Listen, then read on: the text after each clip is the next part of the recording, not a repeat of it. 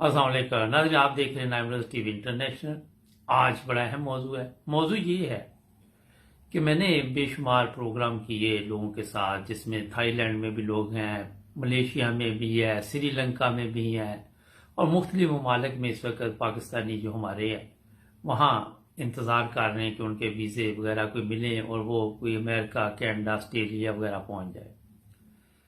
बदकिस्मती ये कि कोरोना वायरस आ गया और जो कोई काम हो रहा था वो और भी सुस्त हो गया।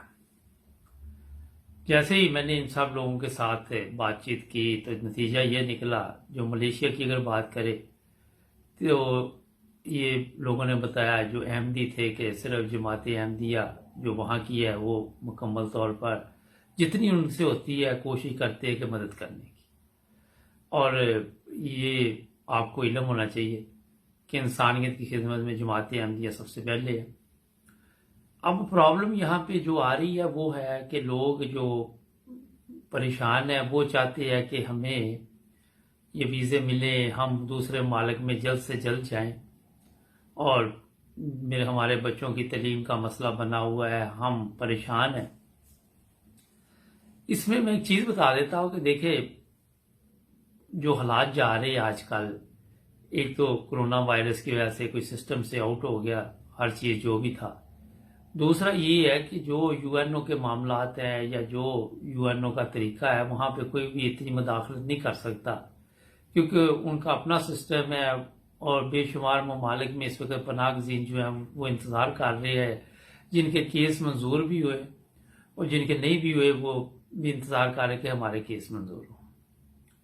इसमें मेरी जब कुछ लोगों से बातचीत हुई तो उन्होंने इस चीज़ का बहरहाल ज़रूर बताया कि हमें किसी ने दावत नहीं दी थी कि हम यहाँ पे मलेशिया आ जाए। हम अपनी मर्ज़ी से आए हैं और हमें हालात का इल्म किसी को है किसी को नहीं है। अब वहाँ आके अगर आप देखें तो जो लोग भी वहाँ पे आए हैं कुछ को काम मिल जाता है, कुछ को नहीं मिलता। बहरहाल काफ़ी मुश्किल ज़िंदगी है। जो मुझे मैसेज मिले उनमें ये भी लोगों ने कहा कि हम बीमार हो गए वहाँ पे आके। अब बीमार तो पाकिस्तान में भी बंदा हो सकता है, जहाँ आप भी जाता है, जर्मनी में भी हो सकता है, कहीं भी हो सकता है, मगर बीमारी के बाद है प्रॉब्लम जो इलाज की है। अगर आप पाकिस्तान की बात करें तो वहाँ भी खुद ही तमाम अखराजात देने पड़ते हैं। और ये जनाब यहाँ जब आप मलेशिया में आ जाते हैं कुछ यूएनओ वाले मदद कर देते हैं, कुछ आप लोग खुद अपना इलाज करवाते हैं। तो मैं आज सोचा कि क्यों ना आप लोगों को ये बताएं कि जब भी आप वहाँ से किसी मुल्क के लिए आते हैं तो सबसे पहले वहाँ के हालात देखें, वहाँ पे लोग किन मुश्किलात का शिकार है। ये भी एक बड़ी हमारे लोगों में, इसको पंजाबी में भेड़ चाल कहते हैं, है कि एक दूसरे की तरफ देख के जहाँ भी होता है दौड़ लगा देते हैं।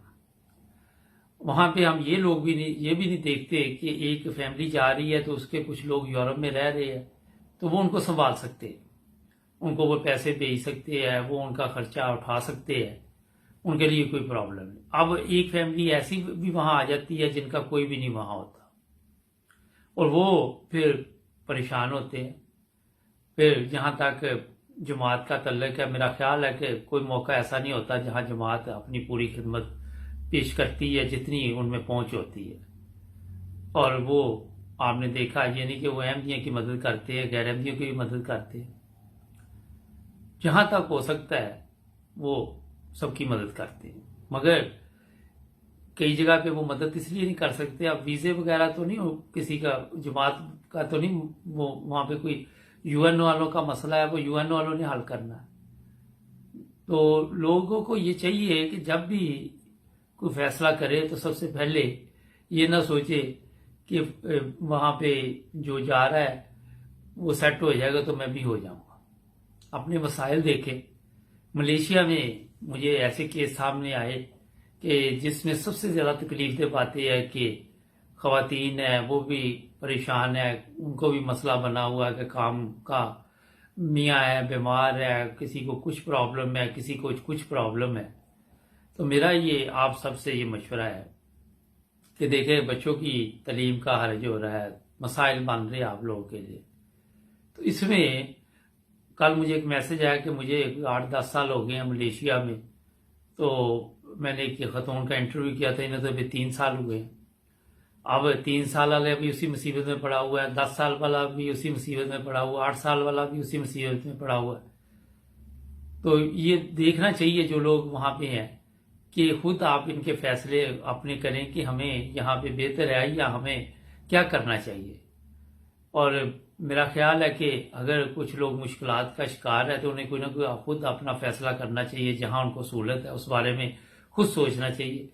دوسروں پہ یہ چیزیں نہیں ڈالنی چاہیے، کیونکہ دوسرے لوگوں کا کوئی کسی نے آپ کو یہ دعوت نہیں دی کہ آپ ملیشیا آ جائیں، آپ سری لنکا آ جائیں۔ آپ مائنڈ نہ کریں میری بات کا، میں اس لیے آپ کو بتا رہا ہوں کہ مجھے ایسے سمجھدار لوگ بھی ملے جنہوں نے یہ کہا جناب ہم اپنی مرضی سے آئے تھے، اب ہم کسی پہ کیوں ڈالیں یہ چیزیں، ہم کون ہوتے ہیں کسی کے اوپر ڈالنے کہ ہم کو کسی نے کہا تھا کہ ہم یہاں آئیں۔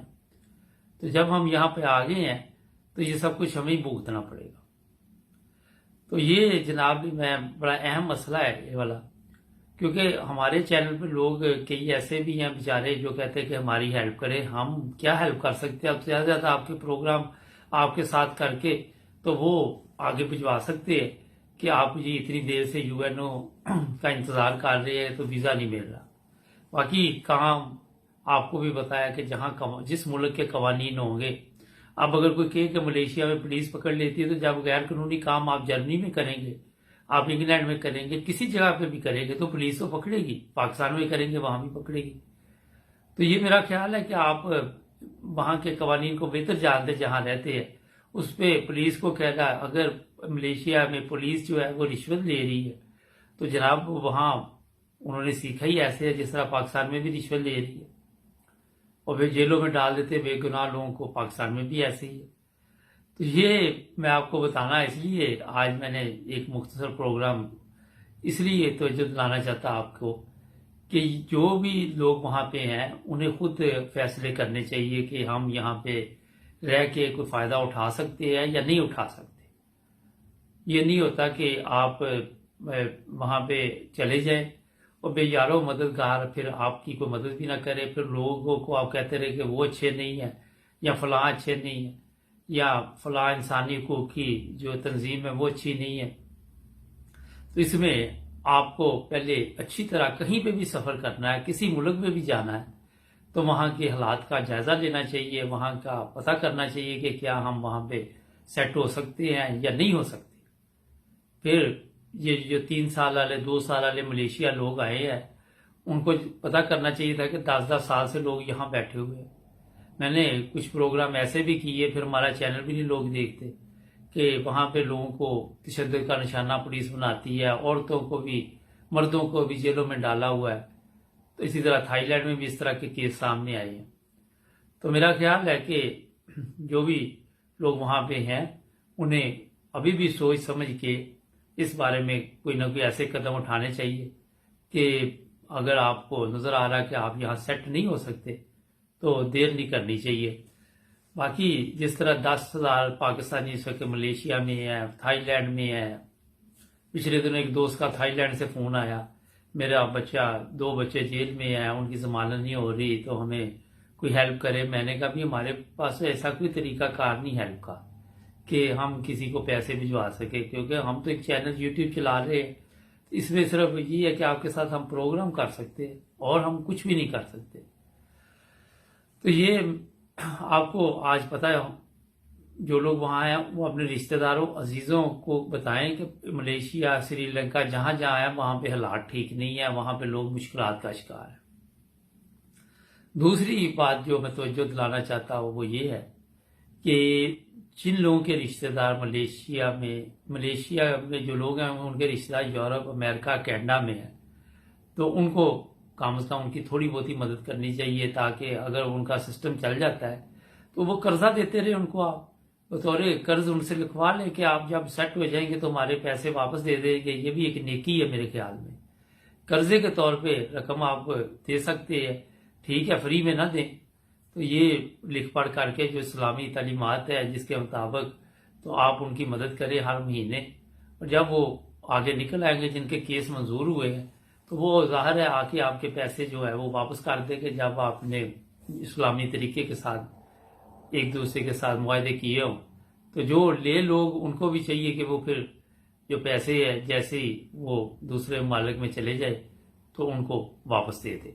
یہ تمام پاکستانی جتنے بھی ہمارے ہیں، میں ان کو یہ اس لیے کہہ رہا کہ جو بندہ آپ کے لیے یہ اتنی قربانی دے گا اس کو بھی یاد رکھے کہ یہ نہیں کہ کل آپ یہاں سے چلے جائیں دوسرے کسی ملک میں تو بعد میں کون تو کون، یہ چیزیں بھی اچھی نہیں ہیں۔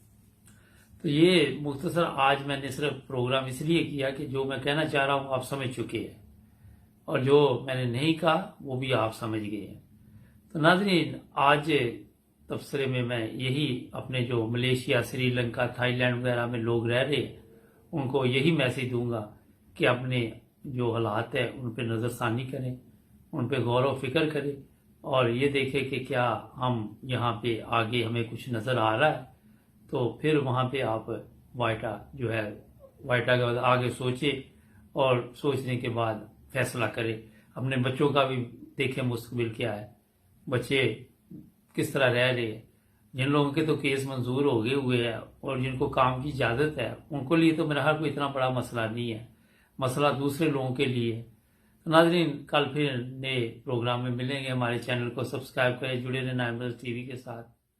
اپنا خیال رکھیں۔